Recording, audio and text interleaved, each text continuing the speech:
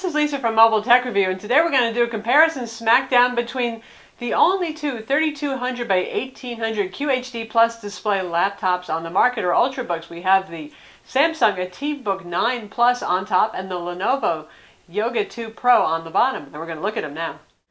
So here we have two Windows 8 or 8.1 as the case may be. They're both shipping with 8.1 at this point. Ultrabooks with Intel Haswell 4th generation Core i5 and i7 CPUs. Both are at $1,000. So how do you decide between the two of these? Well, these are for those of you who are looking for that super duper high resolution display that really appeals to you. 3200 by 1800 pixels in 13.3 inches. Both displays are made by Samsung. They are the same display panel, but it's interesting how software and power management can change the displays a little bit in terms of how they look to you. First off, both of these have extremely long product names. Too many words, I think, but on top, the Samsung Ativ Book 9 Plus. The Ativ Book line sounds sort of like something you would take for constipation, but that's what Samsung calls all of their laptops these days, and they have a variety of numbers. 9 is the highest line. It's their luxury line item, so this one's going to be costing more money. Now, Samsung did make that a little more confusing when they had the Ativ Book 9 Lite, which is a cheap Samsung Series 9. So other than that, a little confusion. Anyway, this is the high-line product. Starts at $13.99 US, so it's not cheap for your Core i5, 4 gigs of RAM, 128 gig SSD model. On the bottom here, we have the new Lenovo Yoga 2 Pro, or Lenovo IdeaPad Yoga 2 Pro. Is that enough words for you? It's not just a Yoga 2, it's a Yoga 2 and it's a Pro. So this is the newer, better version of the popular IdeaPad Yoga 13, and it adds a couple of things like a backlit keyboard to the equation, updated Haswell CPUs from the Yoga 13 model. This is exclusive to Best Buy in the US. You can also get this on Lenovo's website, but generally speaking, Lenovo's website is more expensive than buying it from Best Buy. $9.99 at Best Buy for the Core i5, 4 gigs of RAM, 128 gig SSD.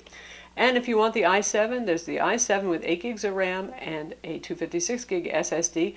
And at Best Buy, that one is going to set you back $1,200 to $1,300. On Lenovo's website, the 8 gig configuration comes and goes. It gets a little more confusing, but generally speaking, it's a little bit more expensive there. Still, that's cheap compared to our Samsung.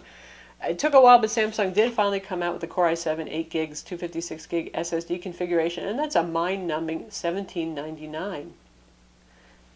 Personally, if I was going to get the Samsung, this is just me, I would go with the Core i5 because the price isn't quite as shocking there, but I know some of you want more RAM, need more RAM, or want more internal storage, so that's up to you. Different value propositions here. The Yoga is part of the IdeaPad line. The IdeaPad line for Lenovo is their consumer line. The ThinkPad line is for business, and it has a lot of the higher end, more robust business-like killer casing kind of features, but still, the Yoga is kind of at the higher end of the IdeaPad line. Again, with the Samsung Series 9, you're talking about the best that Samsung can make. Part of the difference for the pricing there. In terms of styling and materials, the Lenovo is kind of boring looking. Sorry, I had to say it though. You have your silver painted finish here, and there's also available a clementine orange, which I think is really cool, but they killed off their book design, so now we have a tapered design. You still have the contrasting black to give you a little bit of visual interest there, but there it is. Now, interestingly, this feels like plastic. If you press on it, it flexes, but Lenovo says this is actually a composite of aluminum and magnesium, which has a UV soft touch paint finish on, so a plastic paint finish applied on the top of it. It doesn't really, you don't pick it up and say, wow, this is like a MacBook Air. It feels like a rigid piece of metal, though. Much the same for the bottom side. Bottom panel is removable, a bunch of Torx screws here, and you can take off your bottom panel. And if we look at our Samsung, you can see the styling difference. It's real obvious. I mean, this is designed to create lust in your heart. It's gorgeous. It's sculpted. It feels, if you like the MacBook Air, it feels a lot like that. Incredibly rigid. There's no flex. You can't flex this with this. You can cut a cake with this. It's sharp. It's beautiful. Nice contrasting lines. The sculpted sides over here. All metal casing, mostly aluminum here. Looks like it. You know, the polished metal sides on it. So this is meant for those of you who want something that looks nice, feels expensive, feels classy. So there it is. Do you want that experience, or do you want the most bang for your buck? You do get a couple of other features, though, for your money here. We have two USB 3.0 ports on this. Still have micro HDMI. we have Ethernet in here. It comes in the form of a dongle adapter in the box. And that dongle plugs into a proprietary port, so you're not using up a USB port on there. So that's pretty nice for business users. And again, that little adapter comes in the box. There's our other USB 3.0 port right there. If we take a look at our Yoga, if you want Ethernet on the Yoga, you're going to have to use a USB Ethernet adapter and use up one of those ports. For USB ports, we have one USB 2.0 port on the other side, and we have a USB 3.0 port over here. Also micro HDMI on this. Of course, they both have combo headphone jacks on them. They both have SD card slots. Now we open them up and we look inside. Again, you got the same display panel on both of these, and you have backlit keyboards on both of these guys. The Samsung has this really neat aqua blue that lights up automatically and does a good job. It's not one of those flaky ambient light sensors that kind of drives you crazy. It does a great job. Beautiful looking.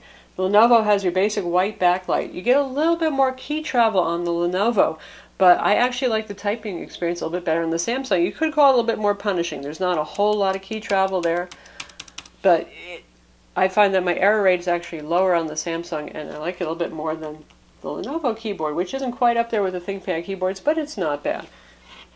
Both of these have large glass trackpads. Again, I like the Samsung one a little bit better. The surface is kind of slick. That's not my favorite thing. I like a little bit of resistance here, but about as good as a Mac when it comes to being responsive, not doing anything wrong, supporting pinch zooming and multi-touch gestures. Lenovo's is pretty good, but in a way I think they hold back a little bit and they want you to get a ThinkPad for the ultimate in trackpad experience.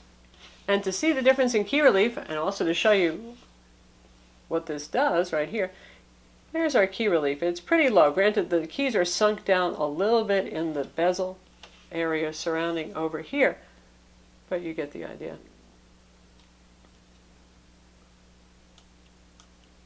Some movement, not a lot. Now, here's an important thing. Do you want a convertible or do you want a traditional laptop? The Samsung can do this. It can go completely flat, and that's as far as it goes. So among laptops, that's more versatile than usual, but obviously it's not going to do any special tricks. The Yoga is named the Yoga for a reason. As we know, it does the 360-degree hinge thing. So first, while we're looking at our key travel, this keyboard is actually set even lower in the surround. By the way, this is a rubbery soft touch finish here. Not as much travel as the Yoga 13 had. And for bending and flipping, obviously it does the flat thing, it does the tent thing, it does the presentation if you want to set it up like that, and it does the tablet thing. Cool. So for those of you who want a convertible kind of experience, obviously the Yoga is going to be the better pick for you. For those of you who find this part annoying, your hands are going to be against these keys. These keys do move, but they are disabled, so is the trackpad, so it'll never input anything when you have this in tablet or in presentation mode, but that's one thing that you're going to have to deal with here. In terms of performance, you're looking at the same thing here. Core i5, Core i7, 4th generation Intel Haswell options. They benchmark pretty similarly. The difference is going to be the software load just a little bit, but neither of these is bloated down, and both of these actually have a very nice software update function. With the Samsung, you can't go to their website to download drivers. They have an application on the Samsung, but you can actually use that to download and archive any drivers that you want also. So equal footing. Both of these have their RAM soldered on, so you have to order it with the amount of RAM that you want. You can't upgrade it after the fact. Both of these have SSD drives, but they use newer style connectors, and you're probably going to have some trouble finding to them. NGFF style connector on our ThinkPad Yoga, M2 style connector. Both are using SATA 3 style connections, not PCIe, so both are upgradable, but the trouble is trying to find one of those drives right now. They do both have socketed wireless cards. And when we get to wireless, there's another thing that's getting different for your money. Both of these have Bluetooth 4.0. They both have Intel, Bluetooth, and Wi-Fi. The Yoga is single band, 2.4 gigahertz only. We have dual band on the Samsung. Both of these have very strong Wi-Fi, by the way. Dual band is always nicer to have, and I know some schools, colleges at this point are even making it mandatory. You'll notice that if you're doing something like using a Bluetooth mouse or Bluetooth speakers, both of those will be on the 2.4 gigahertz band then, your Bluetooth and your Wi-Fi, and you may have interference, either Wi-Fi dropouts or dropouts in your audio and your speakers, or your mouse sometimes skipping a beat, that kind of thing. That's why it's good to have dual band Wi-Fi. Now, if you're one of those adventurous techie types, you can find a whitelisted Wi-Fi card, since Lenovo BIOS limits the number of wireless cards you can use, but you can go hunting for a dual band card and see if you can find something that's approved to throw in there.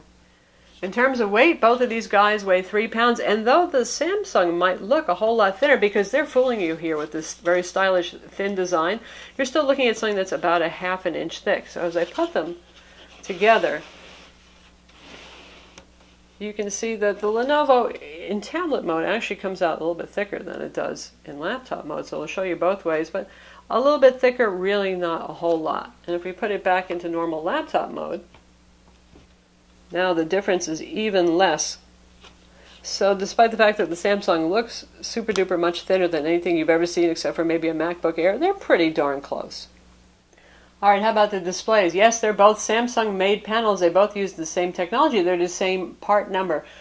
They should in theory be the same. Now I know those of you who heard about the Yoga 2 Pro heard about the whole yellow issue, which Lenovo fixed with a firmware update, or improved upon I should say. Yellows with this particular panel look kind of mustard. That's for power saving reasons. These kind of displays use a whole lot of power. Apparently driving the yellows uses a lot of power. So the Lenovo look distinctively even more mustardy than the Samsung. Both of these are not plugged into the power adapter right now.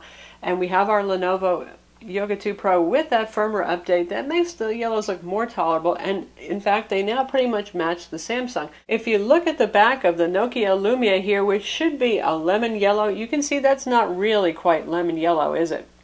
Likewise with the Best Buy colors here, most of you, at least in the US, know their branding. It's a kind of normal yellow, shall I say, on blue, and it still looks a bit mustardy here on our Samsung.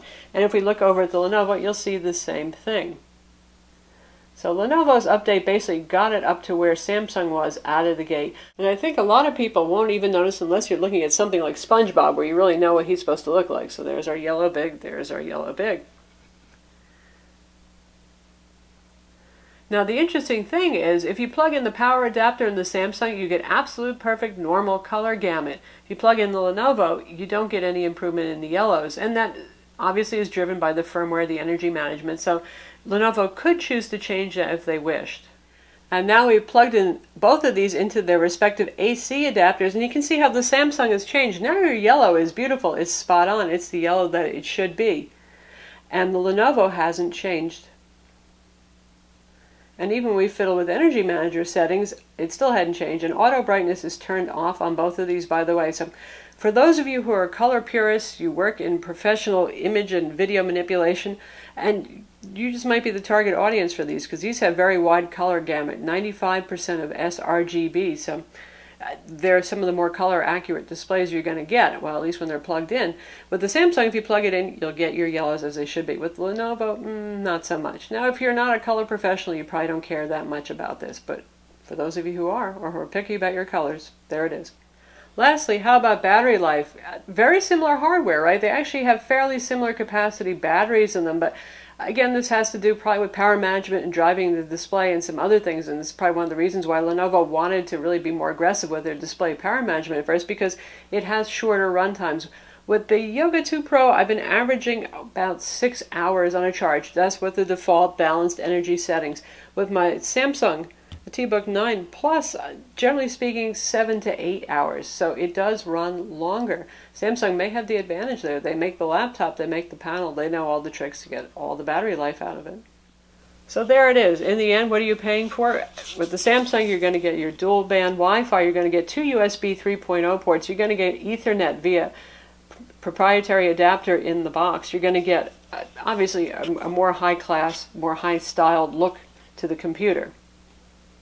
What do you get with the Yoga? You get a lot of value for your money. Honestly, for $9.99, boy, you get a super duper high resolution display. You get the same Core i5 CPU and i7 options as Samsung, the SSD drive, all that kind of thing. So a lot of value here. Certainly the least expensive 3200 by 1800 resolution 13.3-inch Ultrabook you're going to find on the market, and you get the Yoga feature where it bends over backwards. So there you have it, 2 very lovely Ultrabooks, both with extremely high resolution displays, wide color gamut, pretty bright also.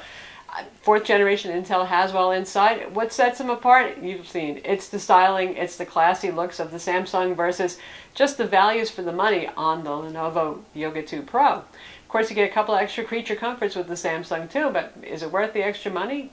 Only you know. I'm Lisa from Mobile Tech Review. Be sure to visit our website for the reviews of both of these products and hit that like button.